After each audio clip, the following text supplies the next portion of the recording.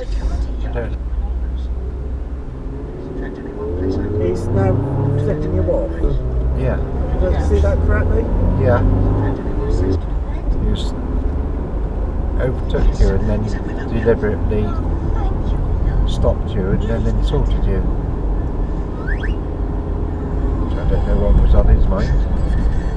Because I don't know the roads, I'm going slowly and he wanted to go fast and overtake. And I'm not confident, because I don't know.